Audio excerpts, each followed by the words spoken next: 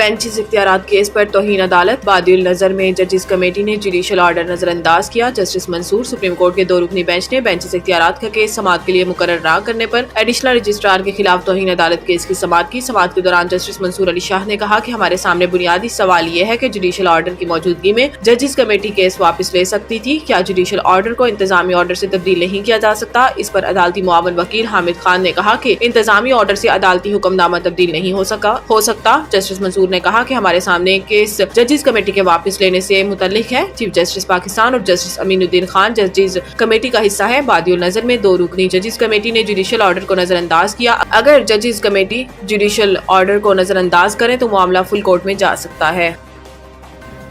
Toshakhana 2 case, Imran Khan Bushra Bibi की बरियत की दरखास्तों पर फ्रीकैन को नोटिस जारी। इस्लामाबाद हाई कोर्ट ने तोशाखाना 2 केस में बानी पीटीआई इमरान खान और इनकी अहलिया बुशरा बीबी की बरियत की दरखास्तों पर फ्रीकैन को नोटिस जारी किए। इस्लामाबाद हाई कोर्ट के जस्टिस इनाम मिन्हास ने इमरान खान और बुशरा बीबी को तोशाखाना 2 केस में बरियत की दरखास्तों पर समाअत की। दरखास्त गुजारों की जानिब से बैरिस्टर सलमान सफदर अदालत में पेश हुए।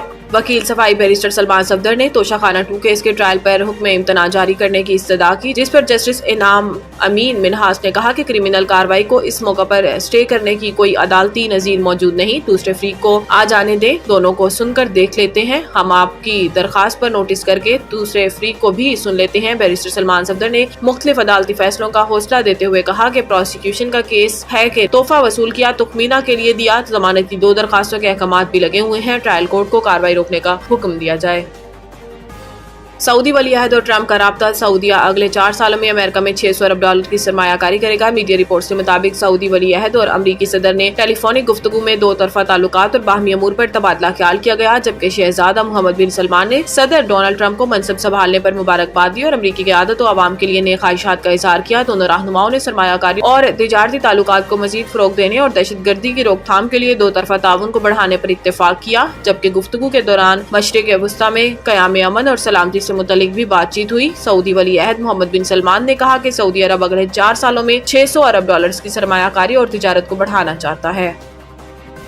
9 मई तोड़फोड़ केस, अदम पेशी पर उमर अयूब के वारंट गिरफ्तारी जारी। सरगोदा की इंसदाद दहशतगर्दी अदालत 9 मई को मियांवाली में हंगामा आराई और तोड़फोड़ केस की समाअत हुई। ATC की जज मोहम्मद नईम शेख ने केस की समाअत की। केस के समाअत के दौरान अदालत के इतराफ में सिक्योरिटी के सख्त इंतजाम किए गए थे। मुकदमा में नामजद मुल्जिमान पंजाब असम्बली में अपोजिशन लीडर अहमद खान भज्जर, सनम जावेद, आलिया हमजा, MNA बिलाल एजाज समेत दर्जनों कारकुन अदालत में पेश हुए। अपोजिशन लीडर कौमी असम्बली उमर अयूब आज भी अदालत पेश न हुए। उमर अयूब की वकला ने इनका मेडिकल सर्टिफिकेट अदालत में पेश किया। उमर अयूब की अदम पेशी पर अदालत ने बरहमी का इजहार करते हुए रिमार्क्स में कहा कि उमर अयूब खान मुसलसल 3 पेशियों पर अदालत में नहीं आए। ओपोजिशन लीडर की अदम पेशी के बाइस दीगर मुल्जिमान पर भी फर्द जुर्म आयद न हो सकी। अदालत ने PTI के सीनियर रहनुमा उमर अयूब के वारंट गिरफ्तारी जारी कर दी है।